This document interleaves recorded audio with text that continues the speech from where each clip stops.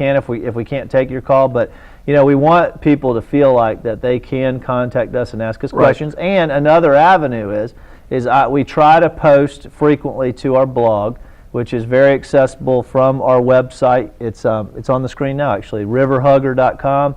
And you could also access it from the St. John's Riverkeeper website. And we post updates on issues all the time so that you can keep up on what our perspective is. And what we like to say is, if the river could speak, here's what the river would be saying. And so I think it's important for people to realize out there that we as an organization are there to represent your best interest and the best interest of the river. We don't have a political agenda. We don't have any dog in this fight, so to speak, in terms of any financial benefit.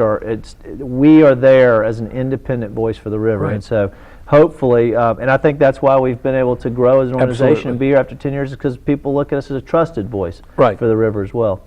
And a lot of that is thanks to you, Neil, because you have been you're very honest, and I think people get what they see. You're for better or worse. You're very upfront about where you stand, and I think you never try to hide. And we'll probably talk a little bit more about this later on, but we're working on a fact sheet right now, Jimmy.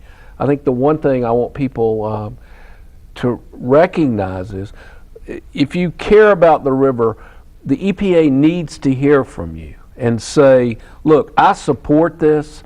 I'm not a scientist. I care about the river. We will help you. I'm working on a sheet right now that will kind of explain this in terms that we can all understand. What's good about this? Talk about some of the misinformation.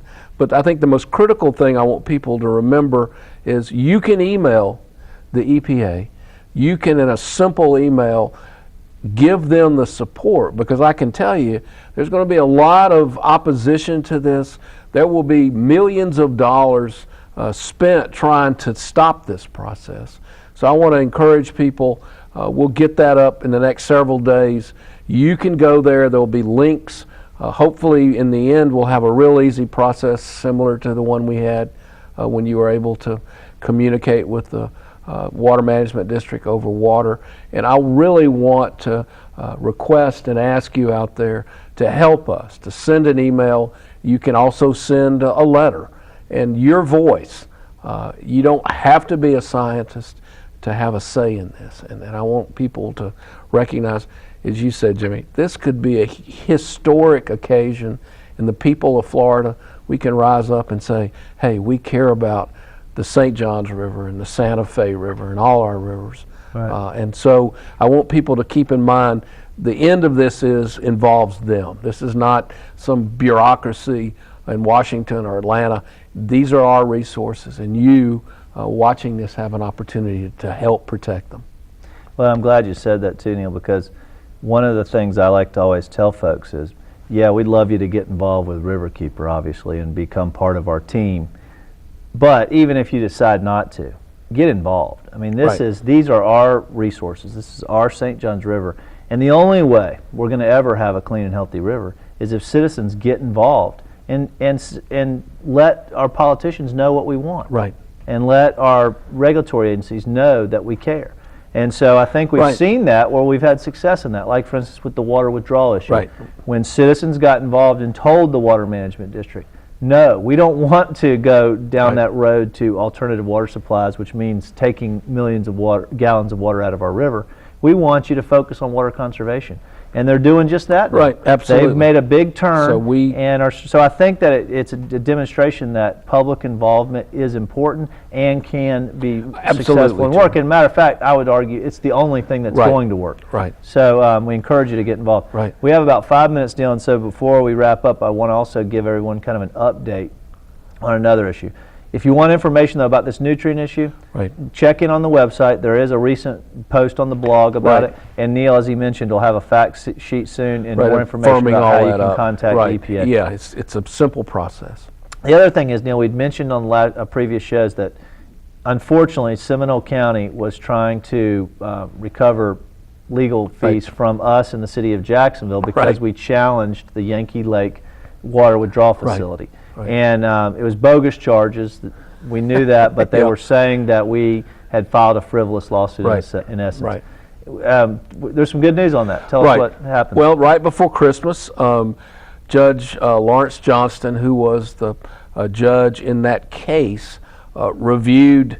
We had a one-day hearing. We presented in City of Jacksonville. The good news is the judge ruled without any doubt that St. John's Riverkeeper nor the City of Jacksonville owed Seminole County their legal cost. That the challenge that we made was obviously legal. It was thoughtful. It was not frivolous. We didn't do it as some kind of profit motive. And as we've talked about, we made some progress. So, that's a huge relief on a couple of levels. One, it was a huge financial burden that could have been placed on us. But I think the most important thing, Jimmy, is Judge Johnston upheld our right as citizens to become part of the decisions that affect resources that belong to us. And I cannot overstate that. So that was good news. It was a great Christmas gift for us, and anybody that cares about any body of water in this state should take comfort as you have the right to question some decisions that impact those resources. Yeah, I know, Neil, when I received the phone call where you were telling me about the decision, I had mixed emotions. First I had a hard time getting excited because Sure. I felt like we should have never had to go through that process Right. in the first place, and I remembered vividly the thousands of dollars that we had to spend defending ourselves, absolutely. unfortunately. And so really I was angry to a certain extent. I felt vindicated Right. and relieved that it was behind us, but I was angry. But then I was also, I think, I tried to focus, like you just said, on the positive in this, and that is that the judge upheld our right to citizens. It was Right. an affirmation Right. that we as citizens have a right to petition our government exactly. and to challenge decisions that we feel like, and we have good evidence to back Right. up, to support, that they may cause harm to our waterways and our public Right. resources. And so that was, I think, a good feeling that a judge Right. upheld that. And but we're still moving forward. There's an appeal. Right. Yeah, we're still appealing that, and we're still, cautiously optimistic that our original case had merit, and we will ultimately be successful. And I think one thing, Jimmy, that case that we kind of litigated over a year ago has kind of switched the entire arena from, well, we've got to build a plant and take water out of the river, to what can we do other than build a plant? And those are the kind of issues that I'm proud to say, Riverkeeper, St. John's Riverkeeper, we're going to do what's right. It may not be the easiest, it may not be the cheapest, but we are always going to do what's right for the St. John's River. Right. No, I agree, Neil. And again, follow us this year on our website, through our blog. There's Right. a lot of issues that we'll keep you updated on. As Neil mentioned, this water withdrawal issue with Seminole County is not over. We still Right. have this appeal that's coming up soon. I think it'll be in sometime maybe in March. Is that correct?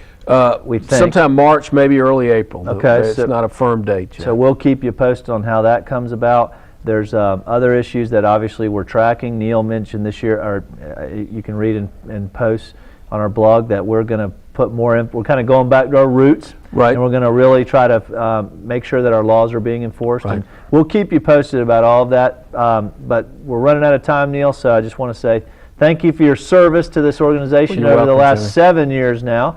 And thank you all for supporting us and for tuning into the show. And join us next month, because there's always a lot to talk about. Thank you so much.